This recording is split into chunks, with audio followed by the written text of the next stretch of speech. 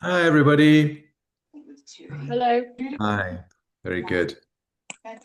Alrighty. Do you mind just turning your microphones off? Um, that'd be great before we start. Thank you very much.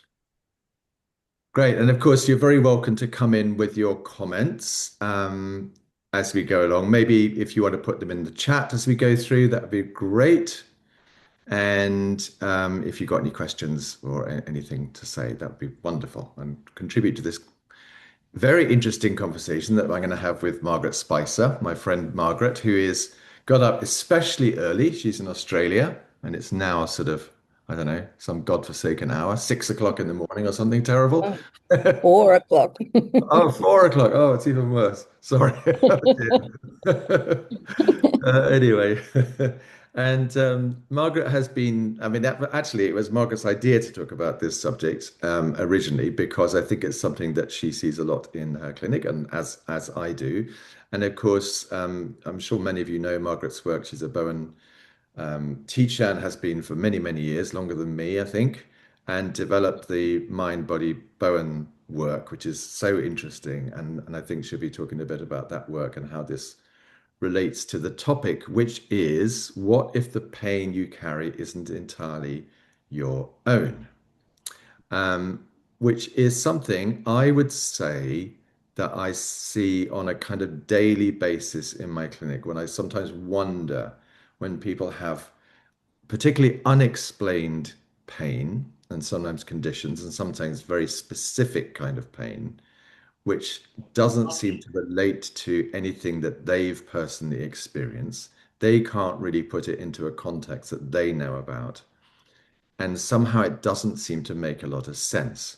So in those kind of situations, I tend to do a little bit of investigation. I know as Margaret does, and she'll talk a bit about how she does that.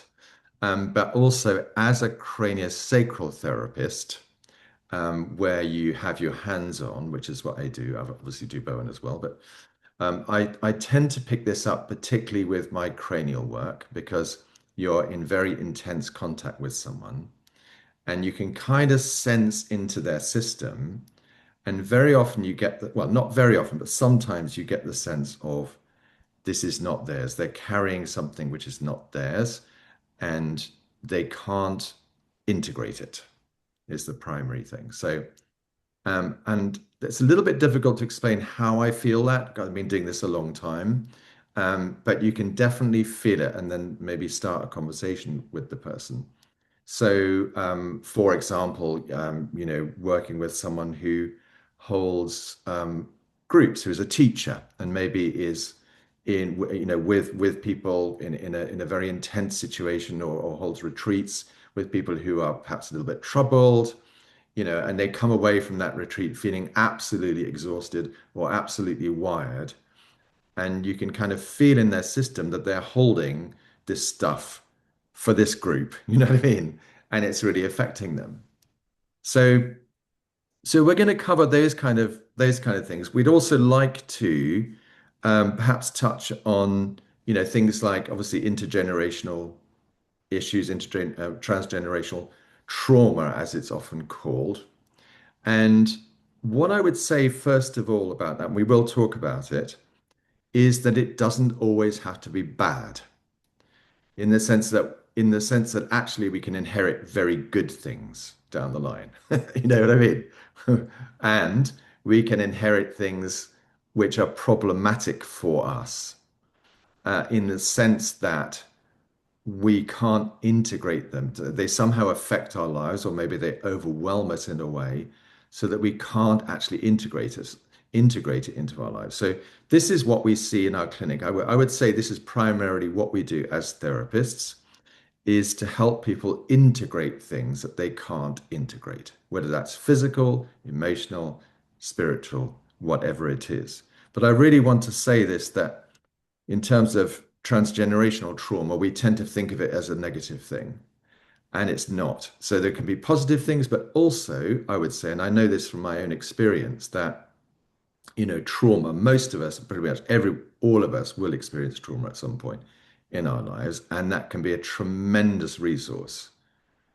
from my perspective, I wouldn't be doing this work if I hadn't experienced quite early trauma. There's no question about it. So, and it builds up resilience and all kinds of things. So it's not all bad, I would say. And then I would also say that when we talk about this, obviously, a lot of what we're talking about is very subjective.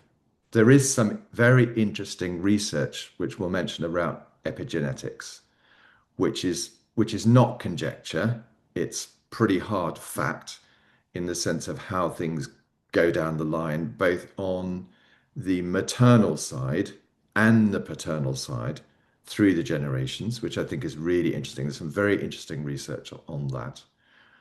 Um, but also, like from our perspective and our clients' perspective, I think this whole thing about what we identify as individuals and what our clients identify as individuals. In other words, some people might come to our clinic, and I've had many of these people, and I'm not saying it's wrong, but I hold an open mind about it, that they might say, well, they're healing. They've come to heal the generational trauma from their parents and their grandparents and their great grandparents, and they feel they're on this planet to do that, which is fair enough. And I'm not saying it's wrong, but that's a can be quite a firmly held belief.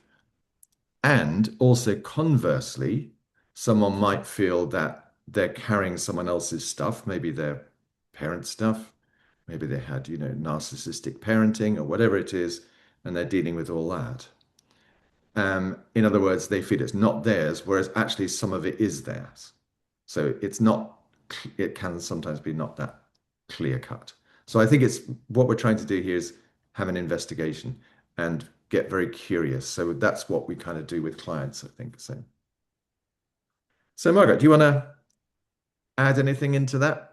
And Um, well, I guess John said that I was originally chatting to him about this, and it was about looking at themes that run for some clients who feel they've got these imprints forever and they're always like this, and that they don't feel they have any option to change the way they run their lives. And they're always, and it's usually the people that feel they're victims of some Mhm. family trait down the track, and it's been generations before them. And for Mhm. many people, it can be very changeable, working with these people when it's a bit like understanding, that old saying, understanding takes the fear away. Well, you start to watch them, and on a physical sense, you watch a lot of the tensions melt away. And then their reactions when they're in similar situations are very different, and their whole life seems, it becomes a different way of living. And so that's the sort of thing I've always looking at working with clients, that it doesn't have to be how it was before. There's that opportunity for change, Mm. and how also not to take on other people's things. That's a big one that John mentioned as well. So, yeah. I mean, Margaret, how do you get a sense, because you've been doing this a long time, how do you get a sense when someone's coming in and you think, oh, I'm not actually sure, this is maybe something that happened to a previous generation and we were touching even on things like past lives earlier. When do you get a sense of when that might be happening, and how do you open up that conversation? Because something like past life thing, I think a lot of people might balk at that, mightn't they? They think you're barking mad, or you know what I mean? Yeah. So Well, how do you open up a conversation around, well, maybe this is not actually yours?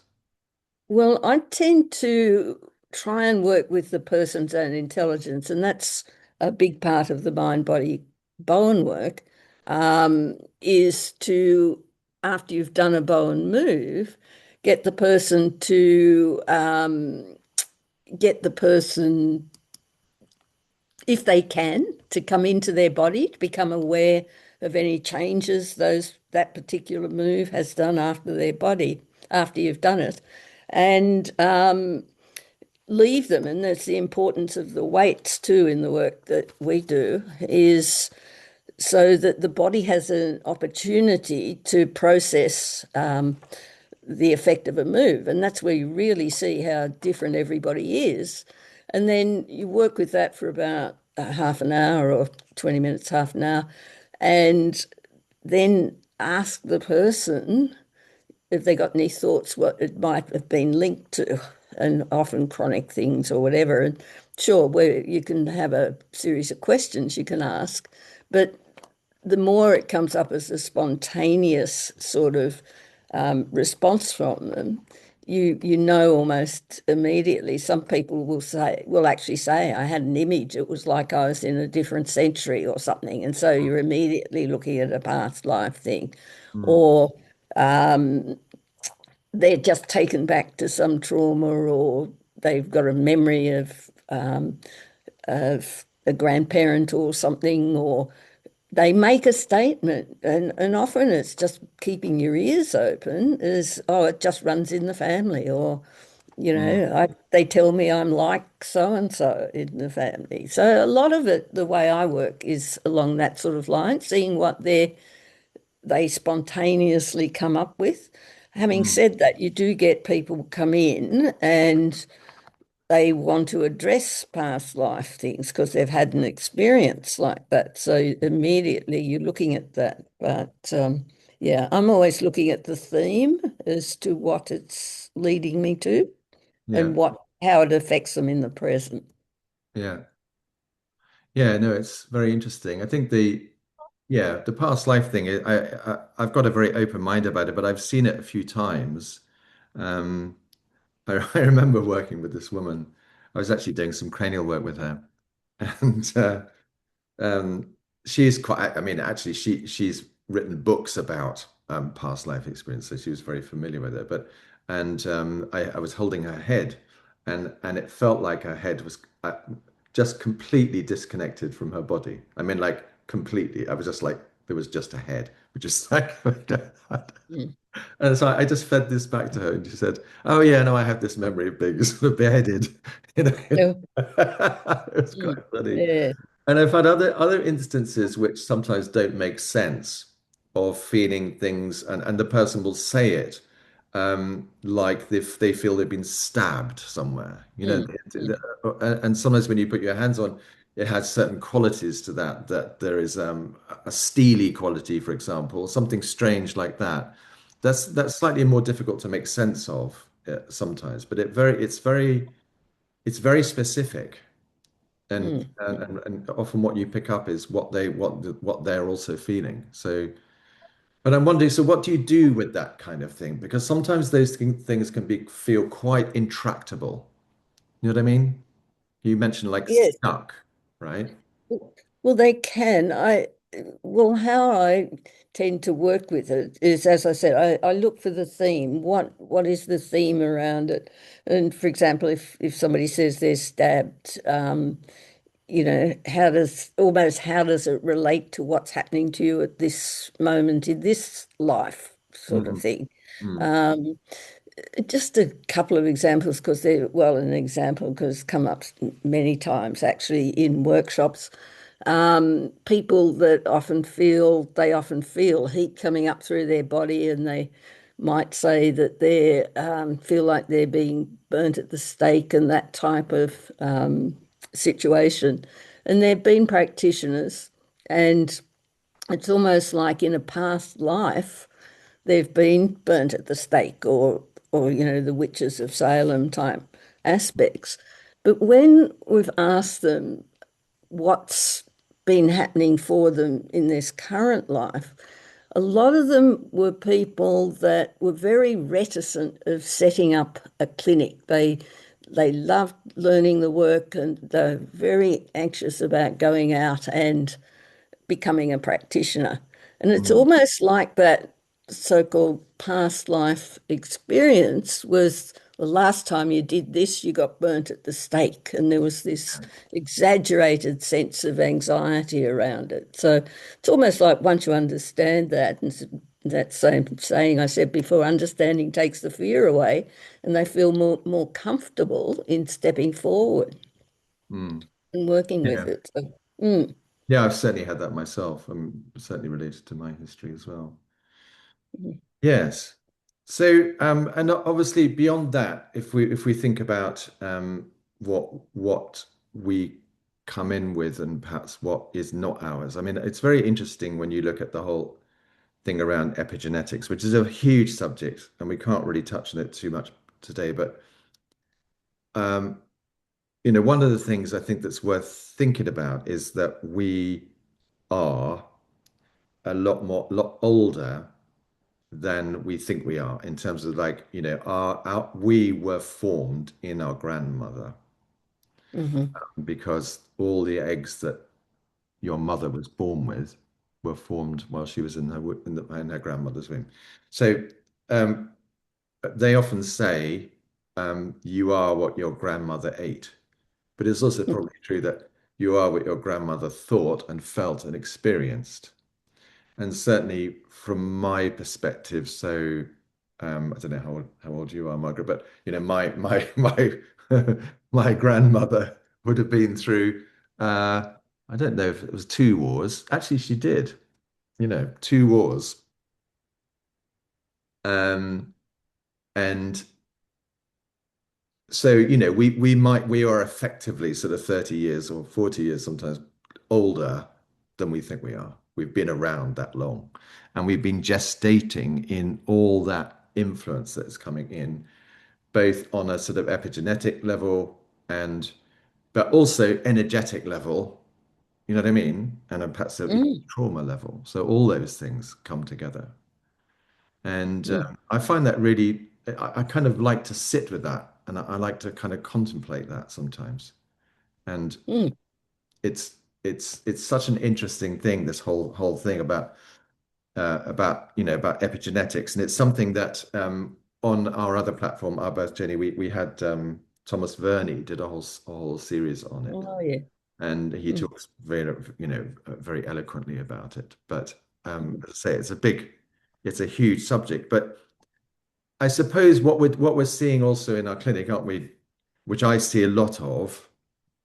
For example, if you have someone coming in, which is very common, and they talk about their narcissistic parent, for example. And again, we had a whole series on this on our birth journey about what the implications for that are. If you're born into that, either with a father who's narcissistic or a mother. But and then you have all these you tend to have all these traits as a result of which might be like a hypervigilance and inability to settle, all those kind of things. And you could also say that, well, actually, that's not really yours, is it? mm, It's you in response to something which you are completely out of your control at that time. mm, And I think that's quite difficult to live with because you're living with the consequences of someone else's behavior, aren't you? mm, Like we are now with Trump, where we are all living with the consequences of someone who has not dealt with their stuff. mm, mm. Right. Well, yeah, definitely. I actually look at it a lot as well as, I mean, it's certainly the environment in your own mother's womb, and then obviously from her mother's womb. But I often use it as an expression. You spend 9 months in the hotel anxiety or the hotel grief or the hotel narcissism. Yeah. And you've got to, there's also, because the baby is just feeling, Mm, they're not intellectually saying, oh, my mother's a narcissist, etc. It's actually becomes, as this is what I look at, it becomes a learned experience mm, as to how to be anxious or how to be narcissistic. And it feels so normal because and that becomes your baseline radio station. You tend to just come. back to that sort of way of being because it's such a familiar pattern. But until somebody comes along, and this is where we can do the work to, in a sense, let them become aware that they can change the station and work on a different level. Mm, Otherwise, we're all just reacting to some of those. Look at a lot of them are learned patterns, and they're not necessarily even genetic factors. mm. Mm, Yeah, in those kind of situations, you're kind of born with those. I mean, it does affect your genetics in mm, the sense that you are then more prone to things like perhaps anxiety, mm, and but you might not really know why that is. mm, I mean, mm, I have a lot of clients like that who I can think of two that I'm working with at the moment who have these kind of things going on, and the frustration for them is that they can't put it into a context. They can't understand, having done years and years of personal work, why they still feel anxious. But really, it has affected them on such a deep level. mm, I mean, mm, mm. yeah. And yeah, and that's survival. And I'm not sure, and this is a totally different field, that we ever lose. I think I've read somewhere there's two areas of fear of death and fear of something else. I can't remember what it is, that in a sense we never lose. It's not so much fear of death, it was how you die or something. So I'm not sure that we can ever look to totally shift a lot of these things because while ever we're alive, we have a subconscious, and the mere nature that it's subconscious, we don't know Mm, what's there, but it's being able to deal with or to work with something that comes up that is not working for you or that causes you distress or ill mm, health or something like that. But mm. it's not like we just do something and everything's a No, clean not sheet. Yeah, no, not yeah. at all. It's about how we manage those things, how we Mm, integrate them, isn't it? I mean, mm, I've got very interested in particularly early trauma because those are the things that we don't remember and they tend to run us because, you know, and at that early time in our development, probably even before we're born, we're more hardwired to sort of look for perceived danger rather than good stuff, which is a pity. mm. But that's, I guess, it's a survival mechanism. But so those kind of things can get very strongly imprinted, I think, in the tissues as well. You know, Oh, yeah, definitely. and that's Well, what we see. you've only got to, I mean, I've done a lot of meditation over the years. You've only got to say to somebody, think about a time when you were anxious or think about a time when you were angry. Bring your awareness into your body. Somewhere in your body will have tightened. Yeah. And so, once again, if you've got good tissue sense, you can probably pick up those areas anyway. But it's not always the same. Some people might hold anger, for example, in their jaw, or others in their chest, others in their legs, hands. It's a very individual thing for the Hmm. people. But the fact that you can't divorce the way you're thinking from the tissue in your body Hmm. is a revelation for a lot of people. Hmm. They just, yeah. Hmm. I think I mean, for me, and I do this with my clients a lot, is trying to get some like separation from, what was then and what is now, particularly, and just an understanding about, their bodies are doing great job and their bodies are designed to survive, and that's what they had to do at that time. But that's not, you don't Mm, have to do that now. You know what I mean? mm, And also to mm, understand your nervous system's responses, whether that's going into a more sympathetic state or more of a shutdown state, and those things are quite kind of normal. And it's how you are with them that they don't bring in things like shame or guilt. You know what I mean? Like, oh, I should be able to do this. I should be able to, because those kind of things are not very helpful. And mm, and the other thing which I have written about a bit as well, which I find really fascinating, is how when these very, very early experiences tend to get sort of convoluted with beliefs about yourself. And I mm, think that can happen very early when you have a situation. I mean, we're talking about situations. either prenatally or in the first year, which we feel the baby feels as not safe as primarily, and when we feel not safe, we have to respond in some way. And I think because babies have very little kind of context into which to put experiences, because they haven't had many experiences before that really, that they tend to um, perhaps go to this interpretation that there's something bad with them or there's something bad with the environment, and so those beliefs tend to get sort of entangled with those nervous system responses. I've certainly Mm, found that in myself. So you tend to have these kind of beliefs about your relationship to the world. You know what I mean? Like, is it a safe place? Is mm, is it not a safe mm. place? You know what I mean? And again, working, I'm sure you do this in your practice as well with the mind body bow, and like trying to disentangle those things is really helpful, isn't it?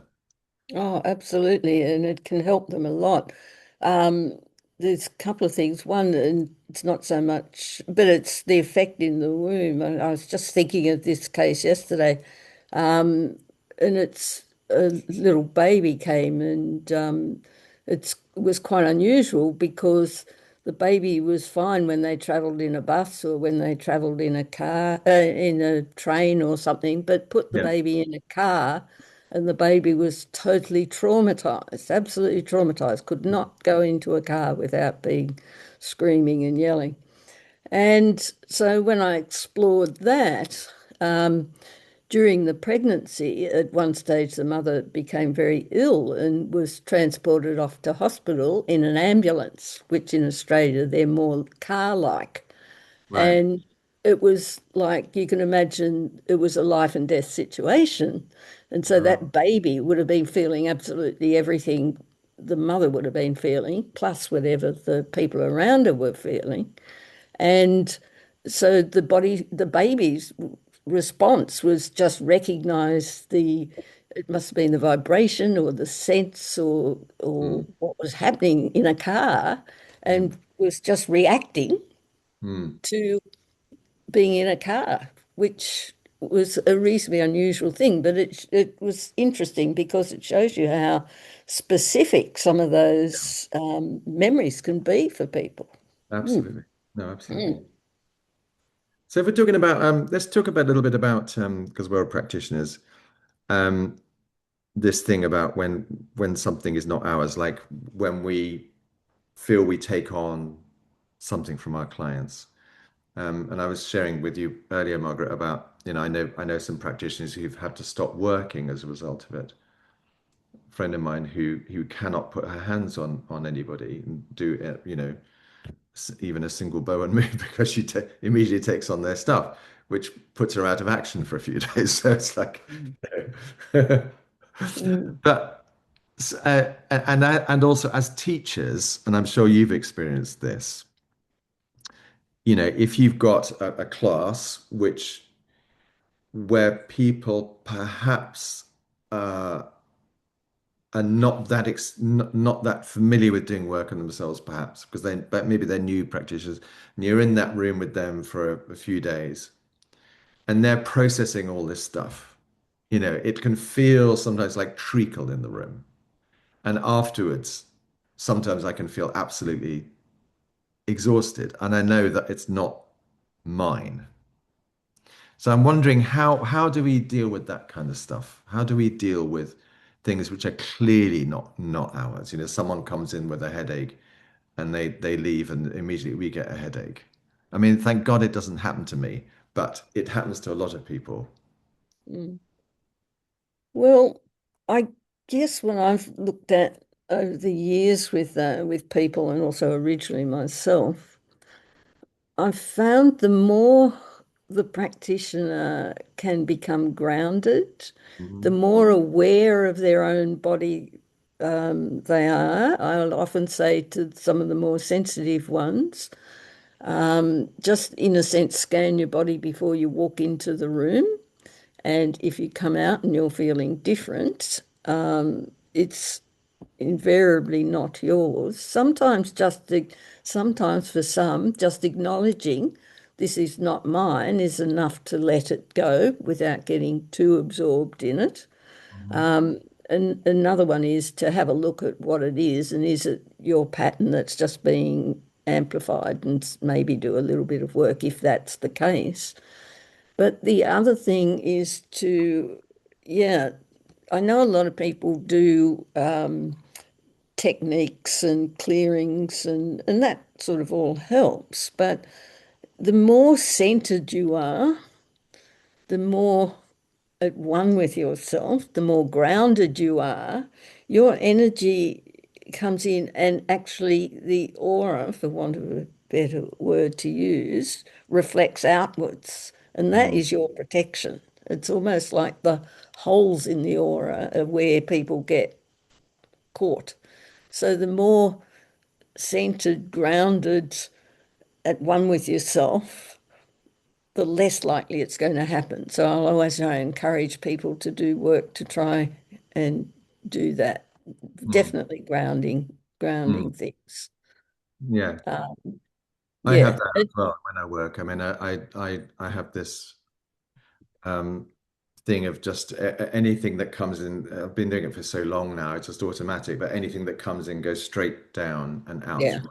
I tend Mm, not to mm, push when I'm working. Just find that helps to ground. mm, And but I know some people, imagine like a bubble around them or something like that. For mm, me, I mean, which can be fine, but I can't do that because it creates a sort of barrier between me and the client, and mm, for me, you have, certainly, well, with both Bowen and Cranial, it's kind of like you have to feel what they're feeling in a way.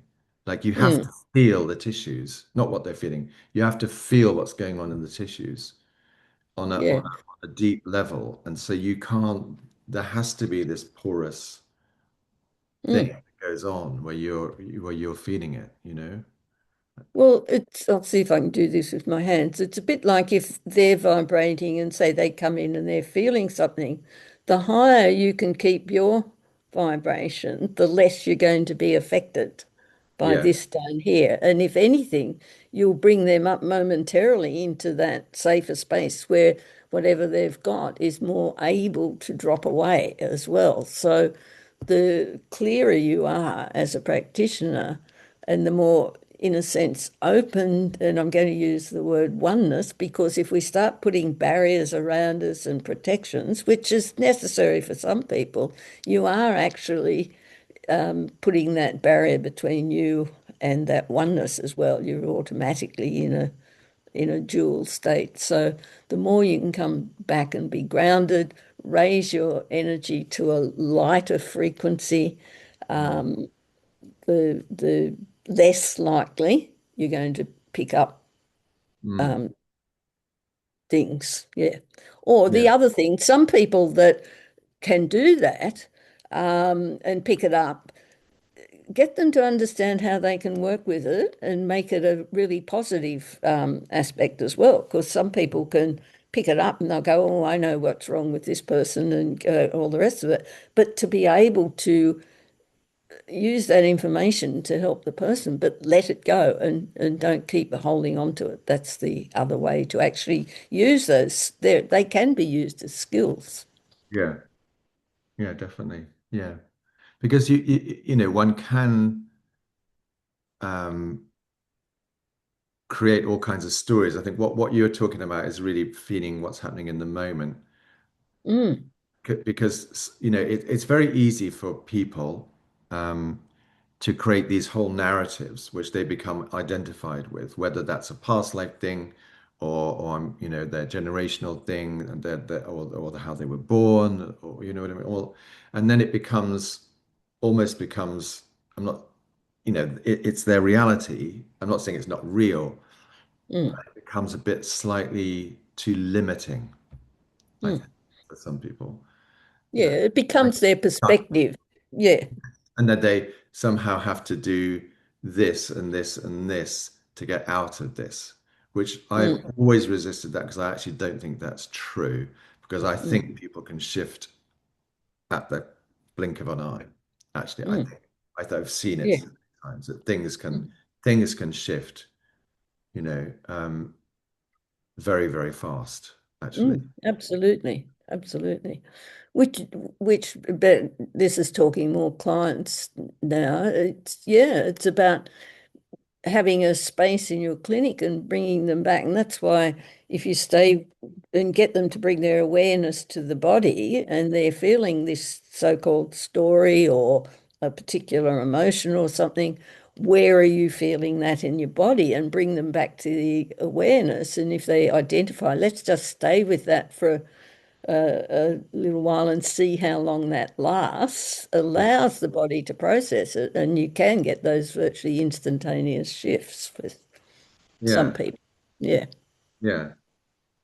I have this thing in craniosacral work which I really like because um you can be working with someone on any level and any kind of level they might feel quite kind of stuck, like whether that's emotionally or physically.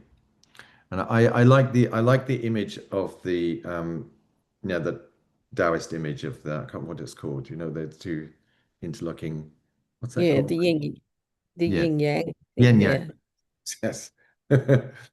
Um, I like that image because what I feel through my hands is that when you have something which is kind of stuck, um, basically, particularly if it's a physical kind of stuckness, it's kind of like it's like a high energy place in a kind of way. You know what I mean? It's bound mm, energy. It's bound energy. And at the same time, it's also expressing the opposite, which is what that yin yang symbol means to me. mm, If mm, you if mm, you begin to focus on the opposite and you allow that possibility, very often the body will take up that possibility. I think that's a lot what we do with Bowen. It's like it's mm, giving it another possibility to shift and to mm, let go of those patterns because they're mm. not stuck patterns. They're just patterns which are not integrated. You know what I mean? Yeah, They're just yes, patterns that are patterns running. or themes. Yeah. Yeah, and that happens on all kinds of levels, I think, for people. Hmm. Um, One of the things I guess when I was first talking to you about it was some work I was doing a long time ago. It was probably well over 10, almost probably 15 years ago, when a whole lot of people suddenly came in with violence aspects and abuse issues and things like that. And it's very unusual, certainly in Australia in those days, for people to come in and tell you that as soon as they walk in the door. Usually they get to know you a bit and then start to divulge some of their history. Yeah. And what I found with that, to cut a reasonably long story short, was that very often there had been a history of inverted commas violence in the first, somewhere from conception through to about 12 months olds. Mm. And and over the years, I've looked at various patterns.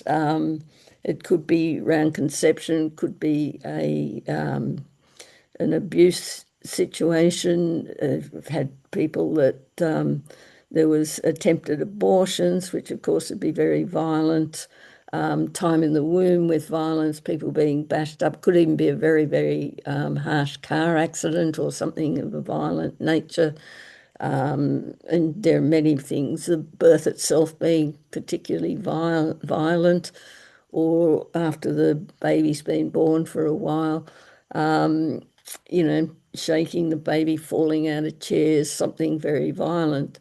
And it's with a lot of these people, it was almost like that frequency that felt almost natural to them was the violence channel, as I used to call it.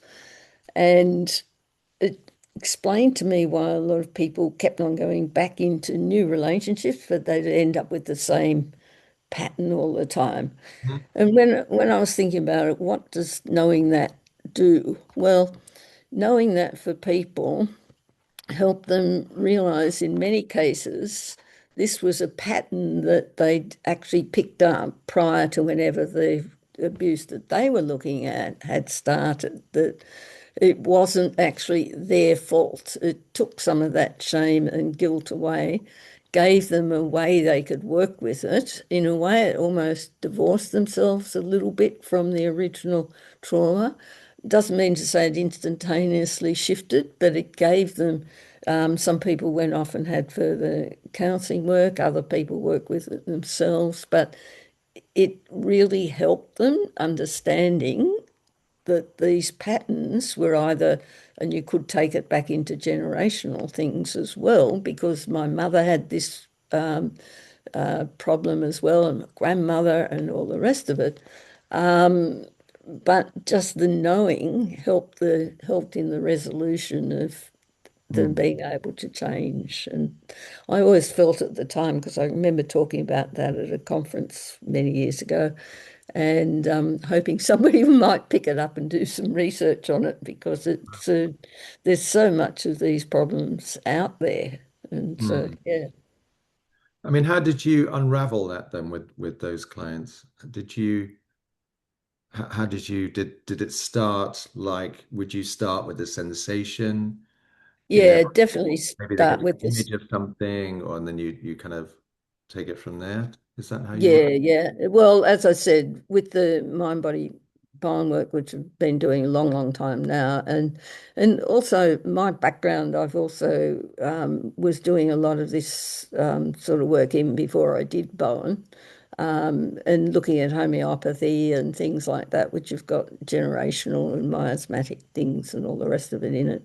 I'm always looking at what are the origins and what are the starts of things, or trying to go back. But with mind body, I've more and more so, I have a great respect for the intelligence of the body, or the intelligence of the person. I've always thought if I could stay still enough myself, it Mm. allows the person's own intelligence to come forward. And so doing the moves, just doing the first couple of moves in Bowen, just I always only just do moves 1 and 2. I don't do 1, 2, 3, and 4. And Mhm. the reason for that is they affect the rectus spinal muscles, which are linked to the bladder kidney meridian, or bladder meridian. And that's about fear and insecurity. And it's a bit like we were always talking about the stoppers being emergency moves, etc., and the emergency's over. It's a bit like once they start to release, anything's got the opportunity to come up. And Right. so what you find is just because you do the moves there doesn't mean to say that's where the person feels them. And you let it percolate through the body. And some people feel in their head, their feet, some people's heart beats a bit faster, some people's breathing changes. But whatever comes up after about 20 minutes of experience, not just you keep doing more moves for about that time, but keeping the person in the body. Then you ask them, when you consider where the sensations went, anything to come to mind, what it might be linked to. And in a lot of cases, they won't have any thoughts on it, but you can then start a process of gentle, active listening and just asking some questions. Have you ever had any problems in that area? Have you ever had any operations or times when you're unconscious, for example, or whatever? And if they still don't know, a pretty easy way to start is around the birth process. What was the birth like? And it may not be the birth, it could be something happened prior to it, could be something happening afterwards. And then you just go back, and invariably something comes up that they'll identify as much as anything. And you can watch it, because suddenly their body will either they'll have a shift, or their breathing suddenly shifts, or you might get a few tears, or you get a relaxation, a sigh or something. And it's almost like that's the critical point for today.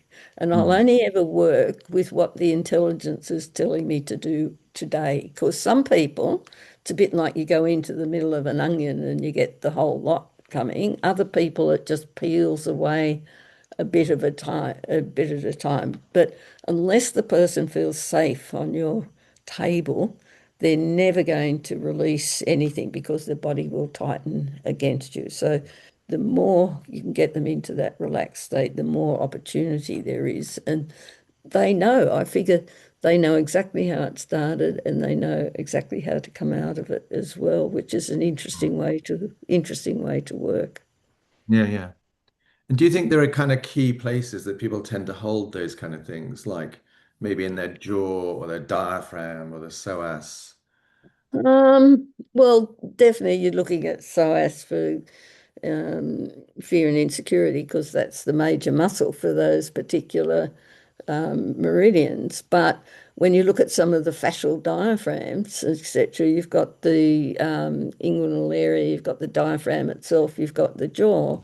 Mm. Um, and so I just figure it's going to be one or the other, and it's just working out what it is for that particular person. But looking at breathing is always a really good thing because anybody that's traumatized at all, or even if they're just a bit nervous, they tend to go Mm. and hold their breath. And so just watching, just observing what they're breathing like is a good start to identifying what's happening for them. So Yeah. that's just how I work. But yeah, it's asking their body what it is that the situation is. Now, if after the 20 minutes, if it's going to be a past life thing, they'll usually get a visual thing. They see themselves in different clothing or something like that, or some memory comes up. If it's something, they'll say to you, "Oh, I haven't thought about this for ages." Could be anything. But it's to Mm. be open as a practitioner to recognize that it's their being has decided that day was the day that they wanted to deal with. And they had the resources. This is what I think is the person has, when they're ready, it will come up. Yeah, absolutely. Yeah. So we're gonna let's just mention epigenetics. As I say, I'm not a scientist and I find it very complicated. So I'm not going to talk much It about it. is. I don't know if you know. Do you know much about epigenetics? Margaret, are you- Only bits and pieces I read. I find it fascinating and Yeah. yeah, absolutely. But Yeah. it's the So we had environment. It's creating the environment in a lot of situations. And yeah. yes, and I think a lot of people have mistaken idea about genetics, don't they? I think it's the way it's often portrayed is too simplistic. So I Mm, like the analogy which I came across recently about epigenetics was that if you like had a piano and the piano was the genetic makeup and the keyboard and but how it was played was the epigenetics. And there's so many variations in how that genetic makeup can mm, be played and be mm, expressed and what it's mm, affected by. So mm, we know that the epigenetics are affected by, even obviously environmental issues, our diet, toxins, blah, blah, blah, blah, the air we breathe, the water we drink. Um, and it's also affected by relationships as well, particularly early relationships. Um, and obviously things like trauma and experience generally. So there's so many things that influence it. And of course, one of the key things with that is how that goes down generations. For us, that's the key thing. And also to understand that it's not just the maternal line. We talked about the egg, and obviously then the egg might be, I think people tend to make this way too simplistic. Like the egg is being formed into the human, and during that time, that gestation, mother's very stressed, and the baby then the fetus then gets exposed to lots of cortisol, and the stress levels go up. I think that's way too simplistic because you said again, there could be all kinds of factors that come in there. Maybe the mum had an accident. Maybe there was an attempted termination. Maybe she was stressed at work. All kinds of stuff that it's complicated. Um, but there have been some very interesting studies. There was a famous one that I heard about years ago, which was called the Dutch hunger. Um, research, which happened, I think it was like 19, I was going to look down on my notes. I think it was like 19, in the 1940s when the when the Dutch went through this famine, and they traced the offspring of that, and over the two generations, they were more prone to certain diseases, and particularly things like obesity, which is interesting, and I think also things like diabetes, which is very, very interesting. So that was that. Even though that threat was not present two generations past, that tendency to kind of, perhaps you could say, store carbohydrate, or you know what I mean, and then Mm, create more things like obesity and things like that was still there. And there's many, many um, experiments like that. There was a famous one that Vernie talked about, and again, I probably won't get the details right, but he talks about how quickly that whole epigenetic thing can happen. And mm, there's a particular bird, I think it's called the zebra finch, which he was talking about, where they exposed this bird to recordings of either a friendly, another zebra finch, which was friendly, or a different kind of bird that was perhaps a bit more of a predator. And there were epigenetic changes that they found within 15 minutes. mm, So mm, it can happen really, really, really mm, fast. And then mm, that was then passed down the generations. mm, I suppose as a survival mechanism to make those birds more aware of predator. You know what I mean? It's then gets built into the genetic makeup quite mm, fast, actually. mm, So mm, I find that very interesting. And there were other ones with um, on the male line, which I also find very interesting. I just because I was just looking this up yesterday. I might just read this one if that's okay. Um, yeah, so there was a study in 2014 where researchers gave a male mouse a mild electric shock as it smelled a cherry blossom scent, stimulating a fear response to that odor. The response was accompanied by epigenetic changes in the mouse's brain and sperm. The male offspring demonstrated a similar fear of cherry blossoms, as well as the epigenetic changes in their own brainstem, without ever being exposed to the shock. And these effects were passed down for two generations. It's mm. fascinating, isn't it? Fascinating, absolutely. Yeah. Yeah. The other thing I always look at more and more is when we talk about environment or nutrition and those types of things. I'm looking at it not just the physical, what they eat or the physical environment. I'm looking what's their emotional environment, what's their mental environment, and how do they feed themselves emotionally and mentally as well, because you can have the best biodynamic whatever meal, but eat it in a state of anxiety or resentment or something like that, it's going to affect your digestion of it, your elimination, your nervous system around it. So it's looking at everything really holistically in that sense as well. It's just taking those words to another level. And the other thing I also look at, because I used to get really involved in some of the energy fields, if the gene is a physical form, which it is if you get electron microscopes and stuff, everything has got underlying fields, so there will be energy fields around it. So it's you might get a physical gene, but it's carrying emotional, mental, all the other fields that the physical form has as well. And so it's it's not just going to be physical things they're changing. As you change your thoughts, it has to change and filter down. It's like the body in the end is like the stitches on a tapestry, whereas the underlying painting underneath the stitches, if we can change that, the physical form is just a follower. Yeah. Mm, I think what I mean, I've done a little bit of constellation work. I think what that can be incredibly helpful to uncover some of these kind of generational patterns, actually.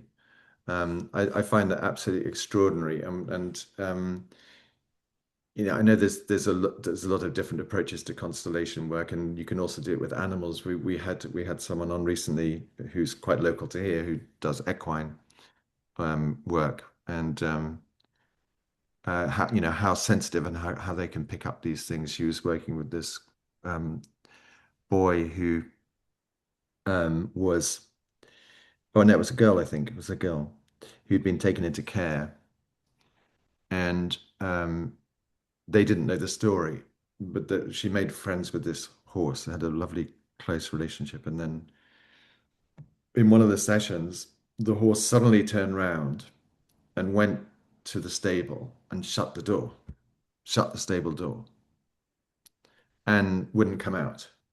And it turned out, and they didn't know this, but the mum had been taken into, was imprisoned. And so she was completely absent for the daughter. That's why she was taken into care. Anyway, it was extraordinary, those kind of things. But I've seen that happen in constellation work, how that plays out. And particularly Mm, where there are secrets. mm, I find that they're very interesting and uncovering, you know, those secrets, how they can impact. And I think a lot of what we do actually is, you know, trying to hear people's stories, are which they can't, for some reason, they couldn't have expressed at the time.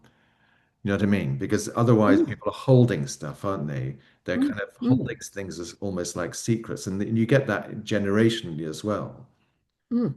You know, maybe there Well, can be shame mm, that someone died in a particular way, or maybe through suicide or something, and nobody wants to talk about it. You know, mm, that will ripple on down through the generations until the mm. story is heard in some way, I think.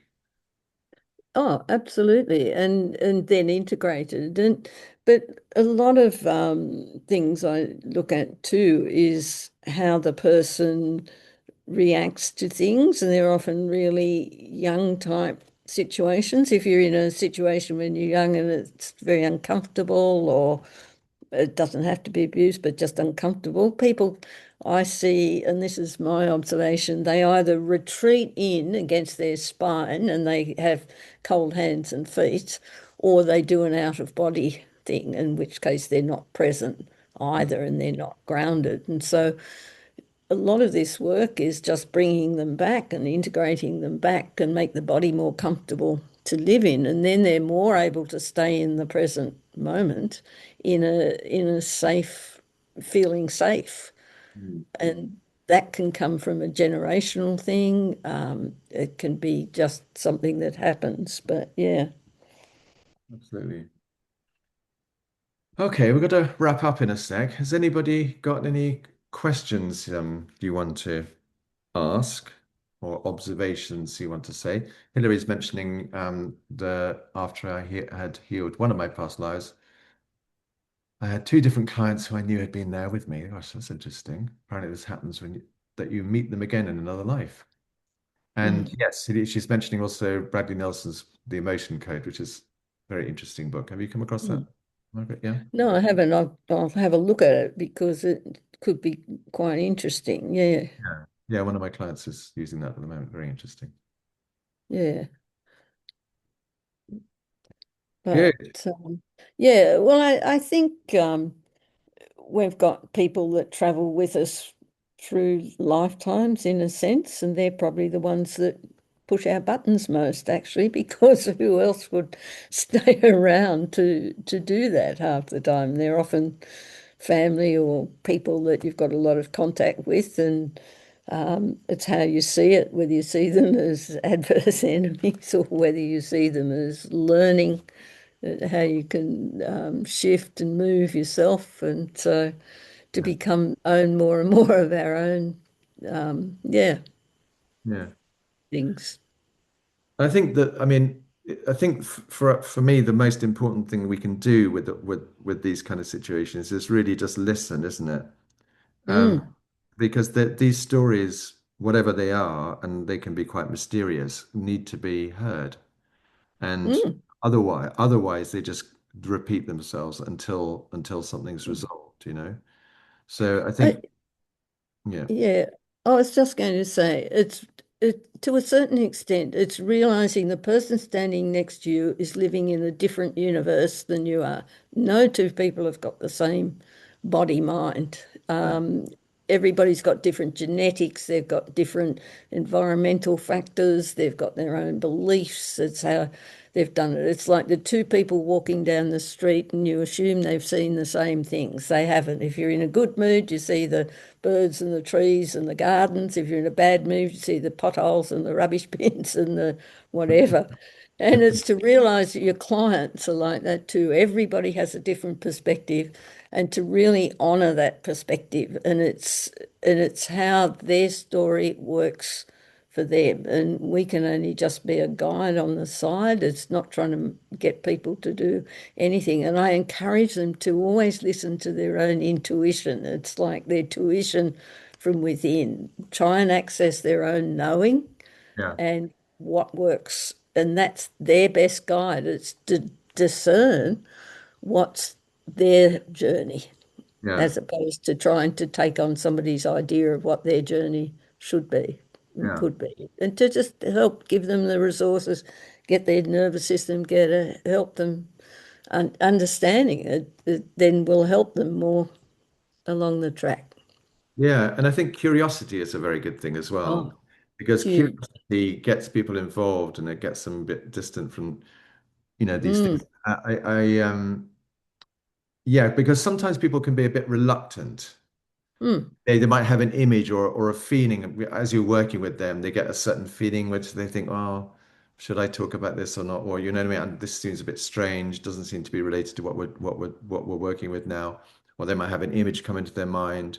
And I think, mm, encouraging them to do that, to vocalize those things is really, mm.